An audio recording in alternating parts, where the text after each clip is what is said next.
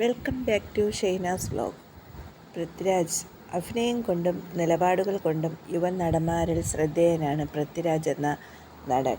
താരദമ്പതികളായ സുകുമാരൻ്റെയും മല്ലിക സുകുമാരൻ്റെയും മകനായി സിനിമയിലേക്ക് വന്ന താരപുത്രന് തുടക്കം മുതലേ തന്നെ മികച്ച സ്വീകാര്യതയായിരുന്നു ലഭിച്ചത്. തിരുവനന്തപുരം സൈനിക സ്കൂളിലും ഭാരതീയ വിദ്യാഭവനിലും പഠനം പൂർത്തിയാക്കിയ ശേഷം ഓസ്ട്രേലിയയിൽ വിവരസാങ്കേതിക വിദ്യയിൽ ബിരുദ കോഴ്സിന് ചേർന്നു. എന്നാൽ പഠനം പൂർത്തിയാകുന്നതിന് മുമ്പ് തന്നെ ചലച്ചിത്ര രംഗത്തേക്കു കടന്നുവന്നു. 2002 രഞ്ജിത്ത് സംവിധാനം ചെയ്ത നന്ദനം എന്ന ചിത്രത്തിലൂടെയാണ് പൃഥ്വിരാജ് ചലച്ചിത്ര രംഗത്തേക്ക് അരങ്ങേറ്റം കുറിക്കുന്നത്. പിന്നെ അങ്ങോട്ട് ചിത്രങ്ങളുടെ അഭിഷേകം തന്നെയായിരുന്നു. നക്ഷത്രക്കണ്ണുള്ള രാജകുമാരൻ, അവനുണ്ടൊരു രാജകുമാരി, സ്റ്റോപ്പ്, വയലൻസ് എന്നിവയ്ക്ക് ശേഷമാണ് നന്ദനം പുറത്തിറങ്ങിയത്.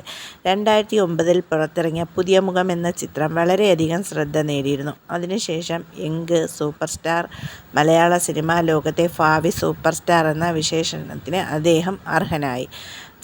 സിനിമാ താരങ്ങളുടെ സംഘടനയായ അമ്മയും ചലച്ചിത്ര വ്യവസായികളുടെ സംഘടനകളും തമ്മിൽ 2004 രൂക്ഷമായ അഭിപ്രായ വ്യത്യാസമുണ്ടായ വേളയിൽ